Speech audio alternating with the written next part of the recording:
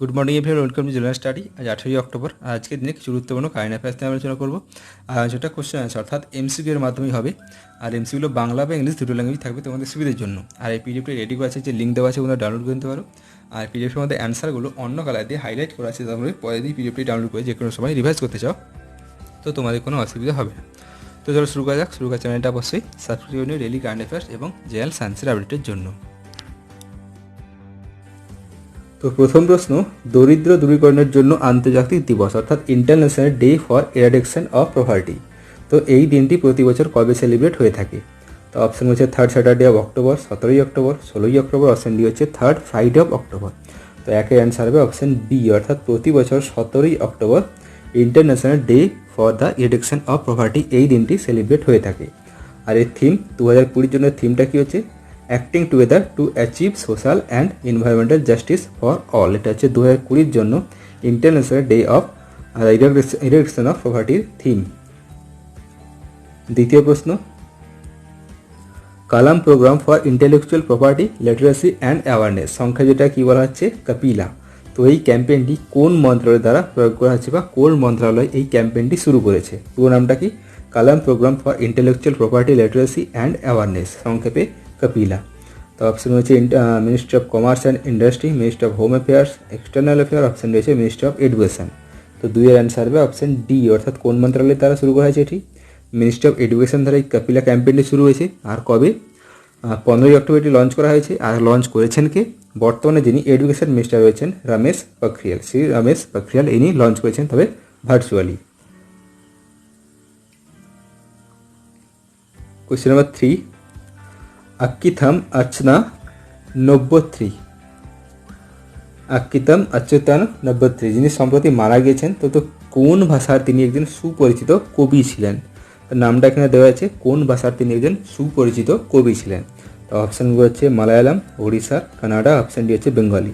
তো তিনি অ্যান্সার হবে অপশান এ, অর্থাৎ তিনি হচ্ছে মালায়ালামের একজন বিখ্যাত কবি ছিলেন। তিনি সম্প্রতি মারা গিয়েছেন 93 বছর বয়সে, 93 বছর মারা গিয়েছেন। এবং তিনি বিখ্যাত এই কারণে, কারণ 2020-তে জুনে তিনি 55তম জ্ঞানপীঠ অ্যাওয়ার্ডটি জিতেছিলেন। 2020 জুনে যেটা দেওয়া হয়েছে জ্ঞানপীঠ অ্যাওয়ার্ড, তার 55তম যে সংস্করণ সেটি তিনি পেয়েছিলেন। কোয়েশ্চেন নাম্বার 4, প্রখ্যাত সঙ্গীত শিল্পী নামটা কি? কৌমুদী মুন্সি। তো যিনি সম্প্রতি মারা গেছেন, তিনি কোন রাজ্যের নাইটিঙ্গেল নামে পরিচিত? নামটা কি? কৌমুদী মুন্সি। তিনি কোন রাজ্যের নাইটিঙ্গেল নামে পরিচিত? সঙ্গীত শিল্পী একজন বিখ্যাত। তো অপশন হচ্ছে পাঞ্জাবের, আসামের, গুজরাটের। অপশন ডি ওড়িশার। তো 4-এর অ্যান্সার হবে অপশন সি, অর্থাৎ তিনি হচ্ছেন গুজরাটের নাইটিঙ্গেল নামে পরিচিত। নামটা কি? কৌমুদী মুন্সি।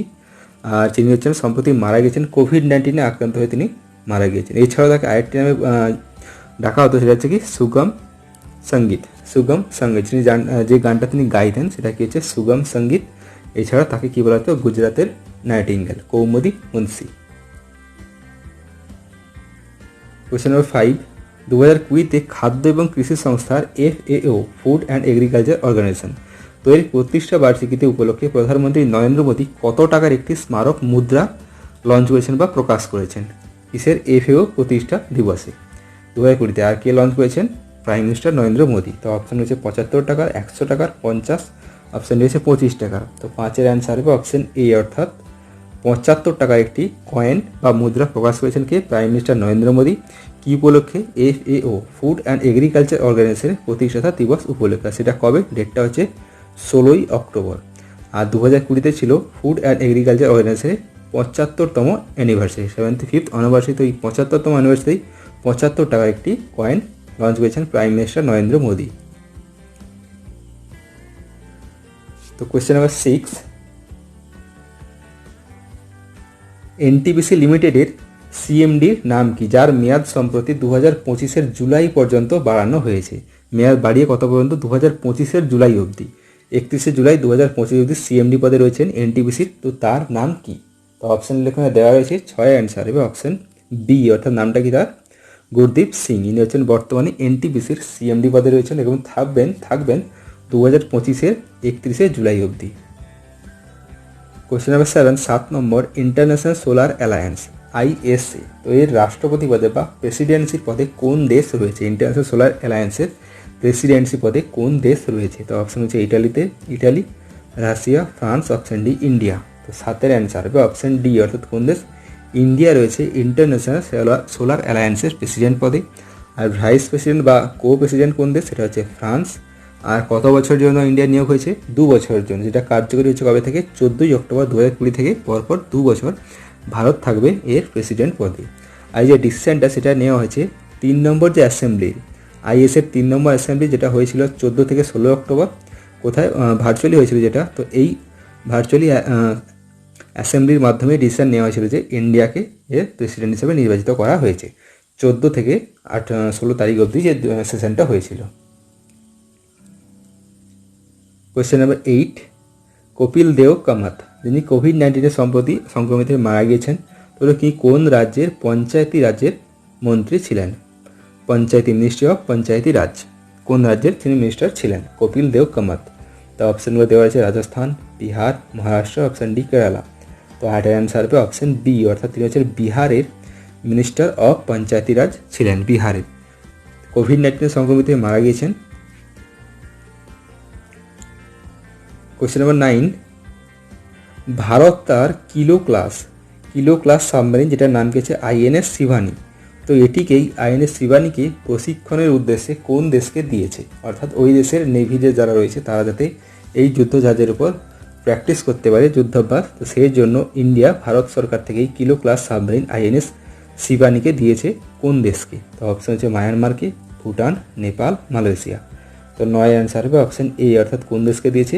মায়ানমারকে দিয়েছে আইএনএস সিন্ধুবীর।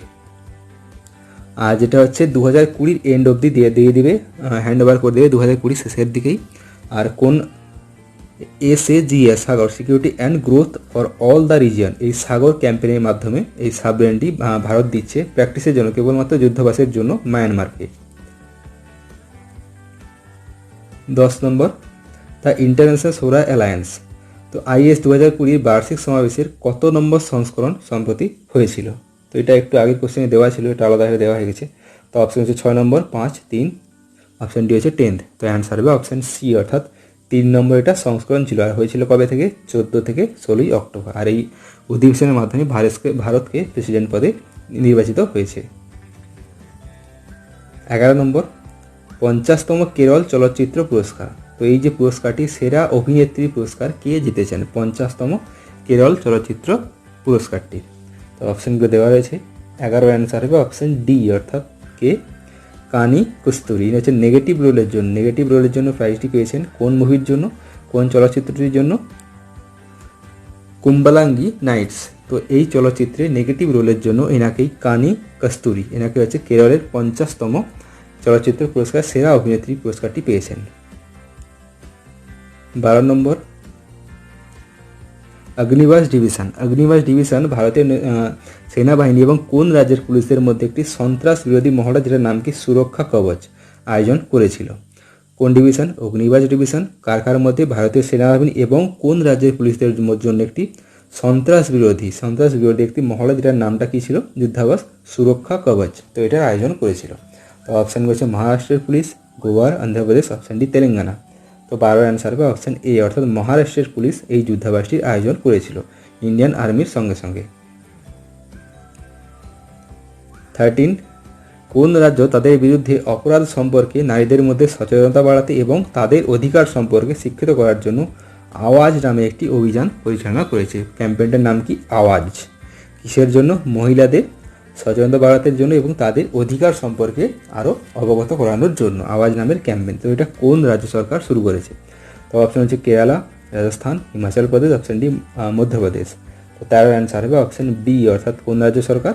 রাজস্থান রাজ্য সরকার এটি শুরু করেছে।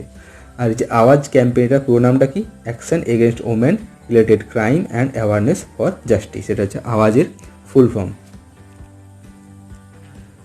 তো এগুলো ছিল আজকে গুরুত্বপূর্ণ কারেন্ট অ্যাফেয়ার্স। ভিডিও ভালো থাকলে লাইক করে দিও, শেয়ার করে দিও, কমেন্টে জানিও। কোশ্চেন রিলেটেড কিছু আরও থাকলে, কিছু করা থাকলে কমেন্টে তোমরা জানাতে পারো। তো চলো, থ্যাংক ইউ, জয় হিন্দ, জয় Bharat, stay home and stay safe.